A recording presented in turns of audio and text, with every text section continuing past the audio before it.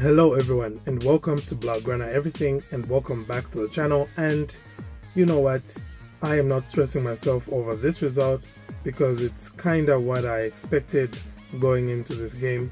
I am rather concerned with how our players keep going down with injuries, and they're going down like flies right now, especially since it was pretty much the injuries that messed up the flow of this game and had a huge bearing on the result in the end. Anywho, in what was the textbook definition of a game of two halves, Celta came back from 3-0 down to draw 3-3 with Barcelona.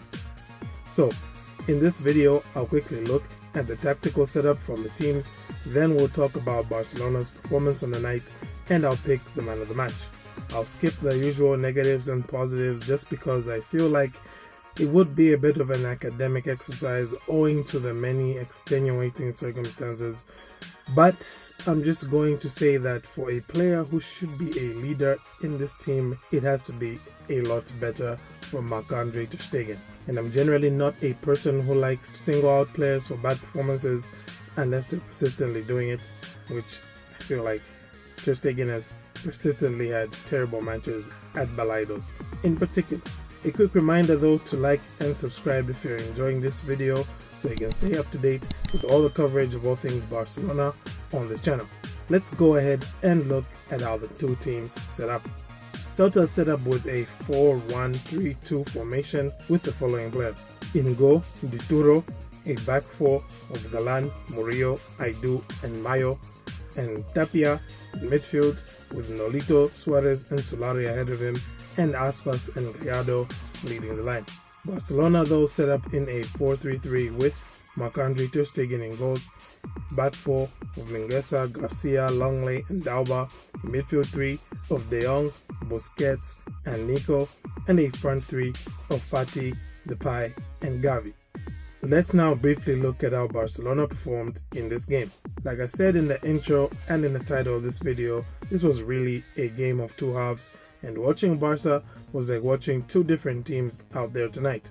The first half was like watching one of the better versions of Barcelona from the years gone by. The player movement was sharp and precise, the ball was being won back within seconds of losing it, and by the time that the halftime whistle was blown, you couldn't help but wonder if this is the same group of players that Ronald Koeman had been working with all this time. But then the second half happened and everything just became a car crash as you were reminded that this really is the group of players that Ronald Koeman was dealing with. Like I said earlier, ter Stegen should have done more, especially as a leader in that team.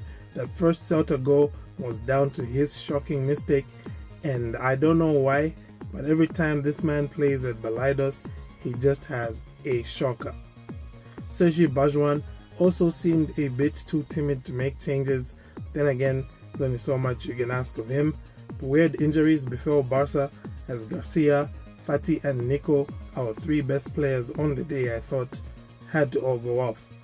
Nervousness then crept into our game and Celta smelled it and took full advantage of it. They inevitably equalized with virtually the last kick of the game. And so it was just so crazy to see that second half completely wipe out all the good work that was done in the first half. And it's a shame really, because I feel like if Barcelona had been able to see out the result, especially with the way they had played in that first half, that would have given them a lot of confidence going forward. With all that out of the way, let's now talk about the man of the match.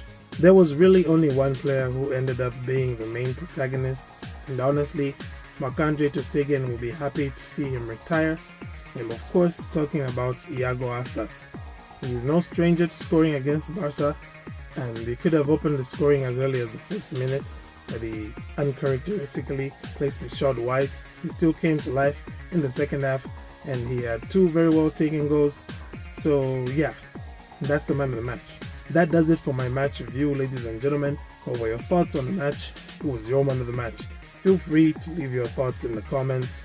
We are officially in the international break, which is a relief for now because these millionaires can't keep stressing me.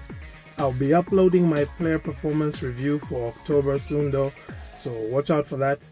Otherwise, apart from that, I'll mostly be on break in this international break.